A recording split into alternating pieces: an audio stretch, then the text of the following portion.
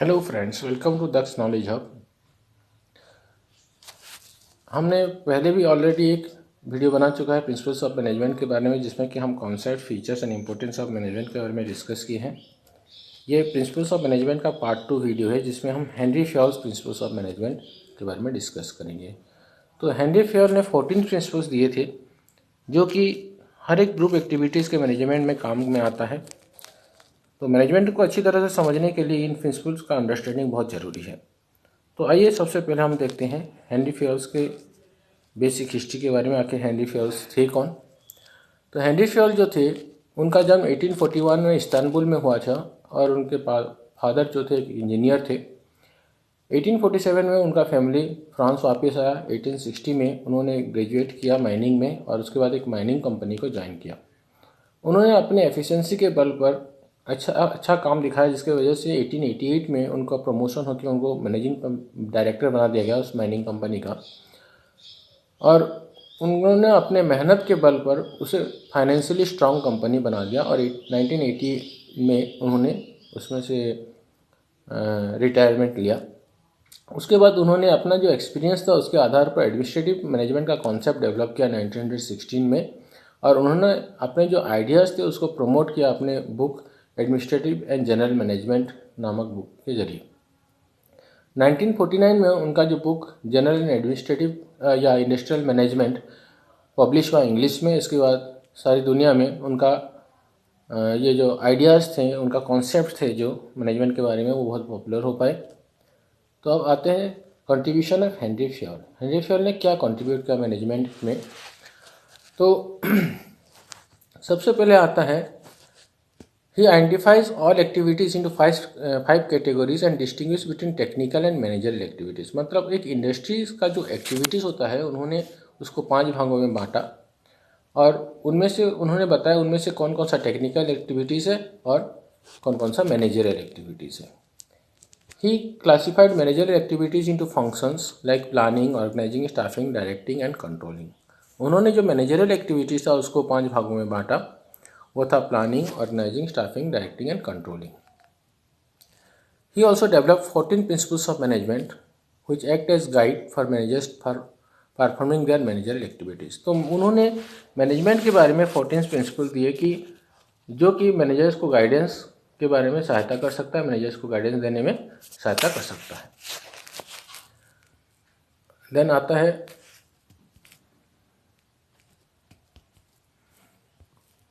Henry Fayol's principles of management. ये जो 14 principles हैं वो क्या क्या है? Division of work, authority and responsibility, discipline, unity of command, unity of direction, interest, remuneration, centralization, scalar chain, order, equity, stability of tenure, initiative, Spirit D corps. अब हम इन principles के बारे में एक एक करके डिस्कस करेंगे। फर्स्ट है principles of division of labour. Division of work helps in lightening the burden of work and promote specialisation. It helps in avoiding wastage of time and increases efficiency. तो division of work मतलब क्या होता है कि हम काम को छोटे छोटे भागों में बांट देते हैं, और हर एक व्यक्ति को एक ही हिस्सा का काम करने के लिए देते हैं, जिसकी वजह से वो लगातार उसी काम को करने की वजह से वो एक स्पेशलिस्ट हो जाता है या एक्सपर्ट हो जाता है।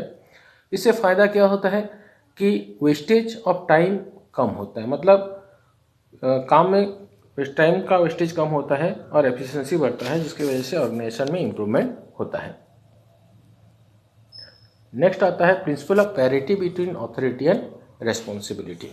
Parity means balance, authority means power to make other people work. दूसरों के जरिए काम कराने की जो क्षमता है उसको हम ऑथोरिटी कहते हैं।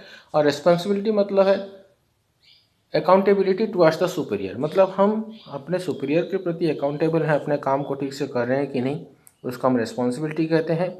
तो ये प्रिंसिपल कहता है कि हर एक मैनेजर ऑथोरिटी और रेस्पॉन्सिबिलिटी में बैलेंस होना जरूरी है।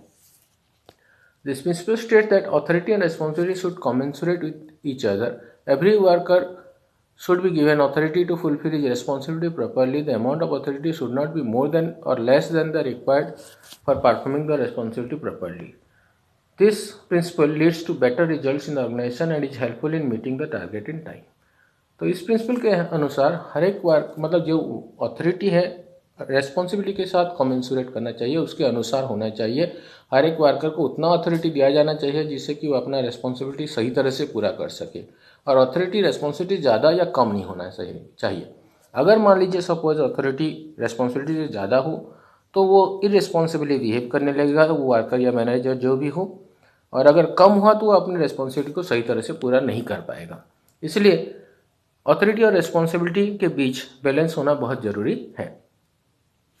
इससे फ़ायदा क्या होता है कि हमारा जो ऑर्गेनाइजेशन का रिजल्ट्स बेटर होता है और हम टारगेट टाइमली पूरा कर पाते हैं। ऑर्गेनाइजेशन का जो हमारा जो टारगेट है उसको पूरा किया जा पाता है।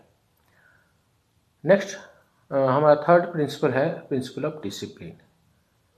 डिसिप्लिन मतलब हमारे जो हायर अथॉरिटी हैं उनको मानकर चलना, और जो रूल रेगुलेशन है ऑर्गेनाइजेशन में उसको मानकर चलने को हम डिसिप्लिन कहते हैं। Discipline refers to respect of other authority in and observance of rules of the organization and obedience of authority. It is essential for smooth running of the concern. It helps in enhancing efficiency of organization. तो discipline का मतलब है हमारे जो higher authority हैं उनके आदेश को मानना, उसके साथ ही साथ जो भी ऑर्गेनाइजेशन के रूल रेगुलेशन है उसको मानकर चलने को हम डिसिप्लिन कहते हैं।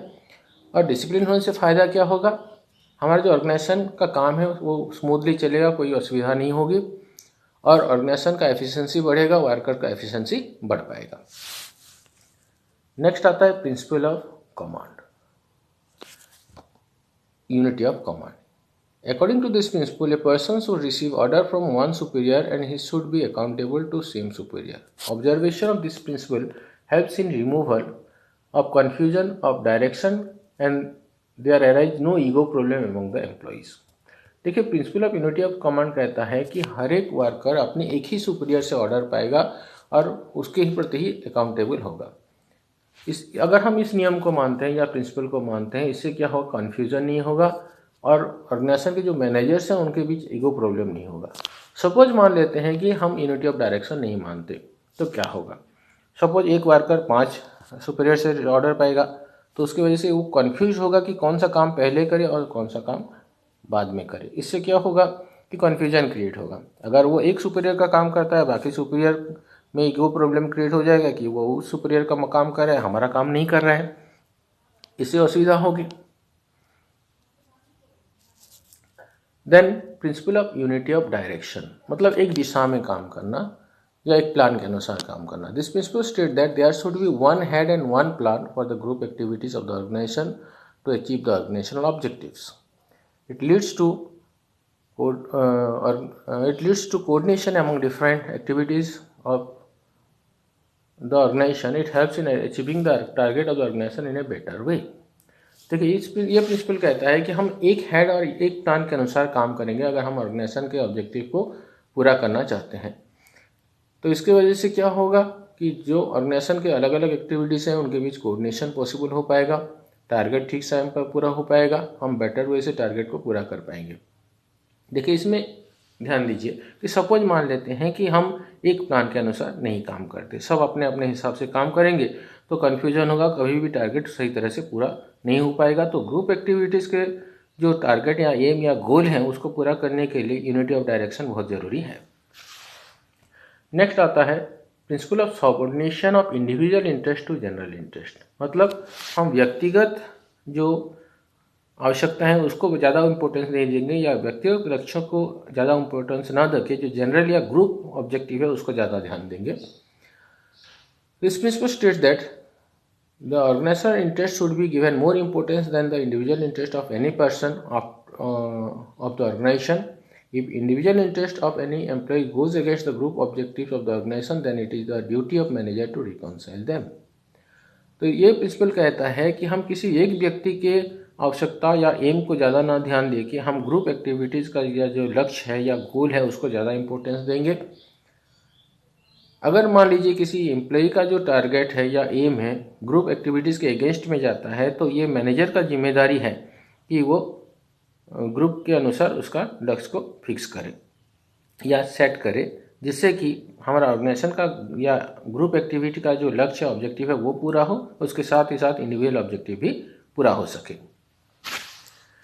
नेक्स्ट आता है principle of fair remuneration to worker. Remuneration मतलब क्या? मतलब जो वर्कर जब जब काम करता है उसके बदले जो उसको जो कुछ प्राप्त होता है या मिलता है उसे हम रिम्यूनरेशन कहते हैं। And it should be fair, मतलब वो न्याय संगत होना चाहिए, जितना उसका हक है उसको मिलना चाहिए। This principle states that remuneration paid to the workers should be just and fair. It should afford maximum satisfaction to employee and employers. The remuneration should provide sufficient incentive to the employees, and the principle motivates the employees, and the employees become committed to the organization. तो ये principal कहता है कि हम जो payment कर रहे हैं वर्कर्स को, रिम्यूनरेशन जो दे रहे हैं वो न्याय संगत होना चाहिए। दूसरे वर्कर जो उसके लेवल के वर्कर्स हैं उसके अनुसार उनको भी मिलना चाहिए। और हमारा जो रिम्यूनरेशन इस तरह होना चाहिए जिससे कि एम्प्लॉय भी सेटिस्फाइड हो, उसके साथ ही एम्प्लॉयर भी सेटिस्फाइड हो। और रिम्यूनरेशन इतना अमाउंट होना चाहिए जिससे कि एम्प्लॉय को इंसेंटिव मिले, उसे लगे कि हम मेहनत कर रहे हैं इसलिए अच्छा पेमेंट पा रहे हैं, जिससे कि एम्प्लॉय मोटिवेटेड होगा और ऑर्गेनाइजेशन के प्रति कमिटेड होगा, ऑर्गेनाइजेशन को अपना समझ के काम करेगा। तो सपोज मान लेते हैं कि फेयर रिम्यूनरेशन डिसाइड कैसे किया जाए। हम देखेंगे उसमें कि हमारा कॉम्पिटिटर्स कैसा रिम्यूनरेशन दे रहा है, कॉस्ट ऑफ लिविंग कैसा है उस पर्टिकुलर एरिया में जहाँ पर हमारा ऑर्गेनाइजेशन है। इन सब को ध्यान में रखते हुए रिम्यूनरेशन डिसाइड किया जाता है। और उसके साथ ये भी ध्यान रखा जाता है कि रिम्यूनरेशन की वजह से एम्प्लॉयर को ज़्यादा बर्डन ना पड़े। नेक्स्ट आता है principle of effective centralisation and decentralisation. तो first, centralisation means concentration of power, मतलब कुछ लोगों के हाथों में ज़्यादा अथॉरिटी होने को हम सेंट्रलाइजेशन कहते हैं। और जब अथॉरिटीज़ को बहुत लोगों में बांट दिया जाता है उसे हम डिसेंट्रलाइजेशन कह सकते हैं। This principle states that centralisation refers to centralization of authority in the hands of few people and decentralization refers to distribution of authority among the subordinates। मतलब जब कुछ लोगों के हाथों में अथॉरिटीज आ जाए तो उसे हम सेंट्रलाइजेशन कहेंगे। अगर सबऑर्डिनेट्स के बीच हम अथॉरिटीज बांट देते हैं तो उसे डिसेंट्रलाइजेशन कहा जा सकता है। The principle state that the degree of centralisation and decentralisation will depend upon the circumstances prevailing in the organisation. It helps in quick decision making and taking advantage of centralisation and decentralisation both. तो Henri Fayol के हिसाब से कोई fix rule नहीं किया जा सकता कि हर एक ऑर्गेनाइजेशन में कितना सेंट्रलाइजेशन रहे या कितना डिसेंट्रलाइजेशन रहे। तो डिपेंड करेगा कि हमारा ऑर्गेनाइजेशन कैसा सिचुएशन में है, वहाँ के वर्कर कितने कैपेबल हैं, इसके आधार पर हम सेंट्रलाइजेशन और डिसेंट्रलाइजेशन का डिग्री डिसाइड करेंगे। अगर हमारे वर्कर्स एफिशिएंट हैं तो डिसेंट्रलाइजेशन बहुत ईजी है, उससे काम हो सकता है। लेकिन अगर इनएफिशिएंट वर्कर्स हैं तो वहाँ पर सेंट्रलाइजेशन बेटर काम करेगा। नेक्स्ट आता है principle of scalar chain. Scalar chain refers to the path through which communication moves from top to bottom according to the principle. The communication must move through the defined path by the organizational process. Then when quick communication is needed, direct communication can be used, which is known as gangplank. This principle helps in systematic flow of information. देखिए, scalar chain मतलब वो रास्ता है जिसके जरिए communication या information move करता है अलग अलग लेवल्स ऑफ ऑर्गेनाइजेशन के बीच। तो ये प्रिंसिपल कहता है कि जितना भी हो सके कम्युनिकेशन एक फिक्स्ड पाथ से मूव करे, जिसे हम स्केलर चेन कहते हैं। लेकिन अगर अर्जेंट ट्रांसफ़र ऑफ इंफॉर्मेशन की आवश्यकता पड़ती है तो हम डायरेक्ट कम्युनिकेशन भी कह सकते हैं, जिसे हम गैंगप्लैंक कहेंगे। तो देखिए, ये जो फिगर है इसमें अगर हम सपोज ए से इंफॉर्मेशन डी को भेजना है तो हमारा नॉर्मल पाथ होता है ए से बी को जाएगा, बी को सी से सी को जाएगा, सी से डी को इन्फॉर्मेशन जाएगा। ये स्केलर चेन का पाथ है। लेकिन सपोज अगर मान लीजिए डी को कुछ इन्फॉर्मेशन देना है जी को अर्जेंटली, तो उस केस में हम क्या करेंगे, स्केलर चेन का पाथ जो है उसको इग्नोर कर देंगे, डायरेक्ट डी जी के साथ कम्युनिकेट करेगा, जिसे हम गैंगप्लैंक कहेंगे। तो इसकी वजह से इस प्रिंसिपल से फ़ायदा क्या होता है, इससे क्या होता है कि हमारा इन्फॉर्मेशन सिस्टमेटिक वे से फ्लो कर पाता है। और इसका और एक नेगेटिव पॉइंट ये है कि स्केलर चेन में अगर हम इन्फॉर्मेशन फ्लो करेंगे तो इन्फॉर्मेशन पहुंचने में लेट हो सकता है। नेक्स्ट आता है principle of order. Order means systematic arrangement of people and man machine and material in the organisation. मतलब हम अगर हर एक मटेरियल मशीन मैन के लिए एक फिक्स्ड जगह रखें तो उसे हम ऑर्डर कहते हैं। The principle states that there should be orderly arrangement of man and machine in the organization. It helps in reducing time for locating the required man or material at the time of need. It helps in avoiding wastage of time and smooth working in the organization. तो ये जो principal of order कहता है कि हमारे organisation में हर एक material man के लिए ऑर्डरली अरेंजमेंट होना चाहिए, हर एक मटेरियल का अपना जगह होना चाहिए, हर एक मैन का अपना एक सीट होना चाहिए, जिससे कि अगर हम किसी मटेरियल की आवश्यकता हो तो हम डायरेक्ट उस जगह पर जाकर उस मटेरियल को प्राप्त कर सकें, या फिर किसी पर्सन से हमें कम्युनिकेट करना हो तो हम डायरेक्ट उसके सीट पर जाके कम्युनिकेट कर सकें। तो इससे फ़ायदा ये होता है कि हमारा ऑर्गेनाइजेशन का काम स्मूथली होता है और टाइम वेस्टेज भी नहीं होता। अगर ऐसा नहीं हुआ, सपोज ऑर्डरली अरेंजमेंट नहीं हुआ मटेरियल को, एक मटेरियल ढूंढने के लिए हमें बहुत समय वेस्ट होगा, इससे हमारा टाइम वेस्ट होगा, प्रोडक्शन डिले होगा और प्रॉब्लम्स क्रिएट होगा। नेक्स्ट आता है principle of equity. Equity refers to dealing with subordinate with justice and kindness. There should not be nepotism or favoritism while dealing with the employees. It refers to application of same disciplinary and other rules for all the employees in the organization, and this principle motivates the employees and provide them job satisfaction. तो equity मतलब है कि हम हर एक व्यक्ति के साथ न्यायपूर्वक और दयापूर्वक व्यवहार करें। मतलब किसी तरह का नेपोटिज्म या फेवरेटिज्म नहीं होना चाहिए। नेपोटिज्म मतलब जानबूझकर किसी को परेशान करने की विचारधारा को हम नेपोटिज्म कहते हैं, और फेवरेटिज्म मतलब हम एक व्यक्ति को पसंद करते हैं, इसलिए उसके फेवर में हरदम काम करेंगे, चाहे वो सही करे या गलत करे, उसे फेवरेटिज्म कहा जाता है। तो कहने का मतलब है प्रिंसिपल ऑफ इक्विटी कहता है कि नेपोटिज्म और फेवरेटिज्म से हमें दूर रहना है, सबके साथ न्यायपूर्वक व्यवहार करना है। जो भी डिसिप्लिनरी रूल्स हैं, चाहे वो हमारा अपना जान पहचान का एम्प्लॉय हो या दूसरा हमारा दुश्मन हमारे साथ जिसका अच्छा रिलेशन ना हो, ऐसा वो एम्प्लॉय हो, सबके साथ सेम डिसिप्लिनरी रूल्स लागू किया जाना चाहिए। इससे क्या होता है कि एम्प्लॉय मोटिवेटेड होगा, अपने काम को बहुत अच्छी तरह से करेगा, उससे जॉब सेटिस्फेक्शन मिलेगा। नेक्स्ट आता है principle of stability in tenure of personal. Tenure मतलब क्या, कितने समय के लिए एक ऑर्गेनाइजेशन में हमारा एक एम्प्लॉय काम करेगा, उसको हम टेन्योर कहते हैं। This principle states that there should be stability in tenure of personnel. It will improve the efficiency of the employees. It will reduce the time required by getting training of the job. देखिए, इस principal कहता है कि जितना हो सके हमें personal का जो है स्टेबल एम्प्लॉयमेंट देना पड़ेगा। इससे क्या होगा कि एफिशिएंसी इंप्रूव करेगा एम्प्लॉयज़ का। टाइम मतलब कोई भी नया एम्प्लॉय जब ज्वाइन करता है उसे ट्रेनिंग देने में टाइम लगता है, वो शॉर्ट हो जाएगा। नेक्स्ट आता है principle of initiative. Initiative refers to the capacity of a person to think out a plan and implement it successfully.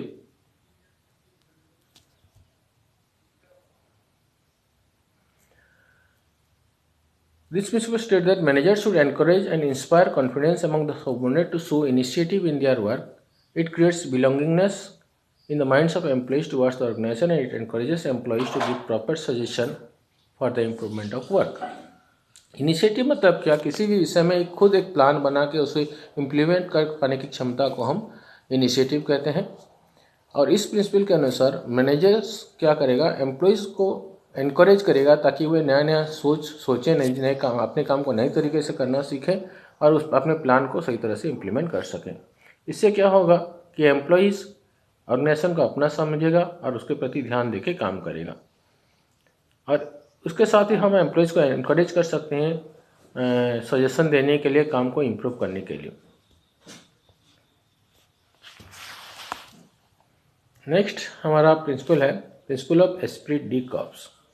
This principle refers to the creation of cooperation and team work among the members of the organisation. The managers should always make effort to ensure harmony and cooperation among its subordinates. It improves the team spirit among the employees and improve their performance. तो ये principal कहता है कि हमें members के बीच team work create करना पड़ेगा, मतलब एक टीम की तरह सब मिल के काम करें, और मैनेजर्स कोशिश करना चाहिए कि जिससे कि टीम में हर एक व्यक्ति मिलजुल कर काम करे। इससे टीम स्पिरिट बढ़ेगा, उनका परफॉर्मेंस में इम्प्रूव होगा।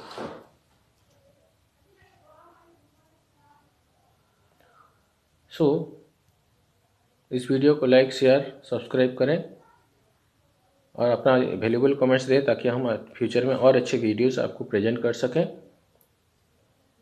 और आपके रिक्वायरमेंट को पूरा कर सकें। Thank you very much, bye bye.